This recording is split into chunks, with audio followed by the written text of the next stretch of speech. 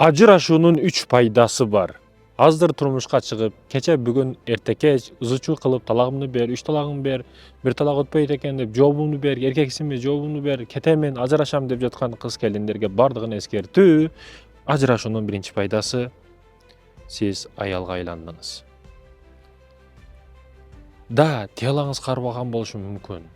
Денеңиз чырайлуу сонун, ар кандай косметикалар менен жашыраак көрүнүшүңүз мүмкүн. Бирок сиз аялга айланып бүттүңүз. Эркек эриңиз менен ажырашып кетсеңиз, эриңиз кайра эле бойдок айланат. А биздин теория менен, биздин көз караш менен, эли журттагы, кыргызчылыктагы көз караш, ажырашкан аял билесиздер, кандай гана негатив. Ал эми экинчи маселе бар. Сиз ал менен ажырашып кеттиңиз. Каяка барасыз? Кандай күн кыласыз? Эмне кыласыз?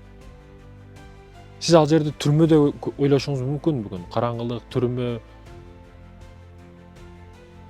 Ар кандай себептерди издешиңиз мүмкүн андан кетишке, калышка эмес. Качан нафсиңиз, нафсаниятыңыз эзелки жашооңузду ойлоп, кайф, рахат жашооңузду ойлоп баштаганда, шайтан келип ажыраш дегенди баштайт.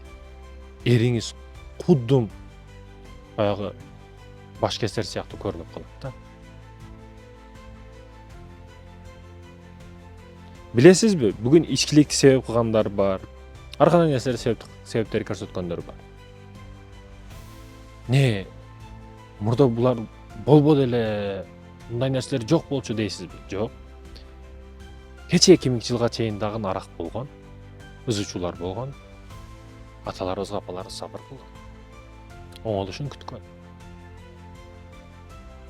Бүгүнчү 10 күн күтпөй ажырашамын дейт туурабы? Кыздарыбызда сабыр жок. Эркектерибизде туруктуулук жок. Ал эми үчүнчү маселе бар.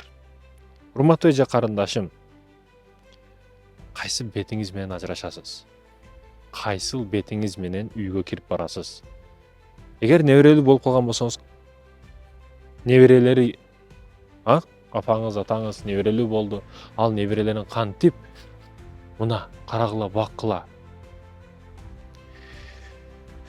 Бул менин эң чоң катаам деп кантип алып барып бересиз?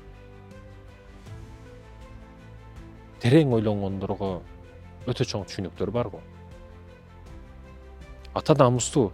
Бүгүн аталар өздөрү ажыраштырганга аракет кылат. Апалар өздөрү ажыраштырганга аракет кылат. Жок. Кызыңызды бердиңизби? Киригишпеңиз. Үйлөдүңүзбү балаңызды? Анын жашоосу башка. Киригише бербеңиз. Жаштарды тынч коюңуз. Өзүнчө билерман болбоңуз. Өзүнчө класс жетекчи болбоңуз. Да, бул дегени ажырашпай өлүп кет деген эмес. Эгер чындап уруп атса, чындап себептери орчундуу боло турган болсо, анда бир күн дагы турбаш керек. Эркек уруп өлтүрүп коеюн деп атса, наркоман болуп атса, оозуңузга бычак тапкап атса, мындай маселеде качыш керек. Бул сөздөрдү айтуу менен семьяларда ажырашып кетсин деген маселе жок. Тескерисинче, жарашып, ынтымактуу жашаганга аракет кылышыбыз керек. Шайтандын эң сыймыктуу иши, ага орден, грамота берилет, ал кайсыл бир үй бүлөнү ажыраштырса. Биздин динибизде адамгерчиликтүү адамдардын эң жакшы иши бир семьяны жараштырса. Сиз ажыраштырасызбы? Жараштырасызбы? Аны дос катары, кайнене катары, кайната катары кимсиз? Ордоңузду билиңиз.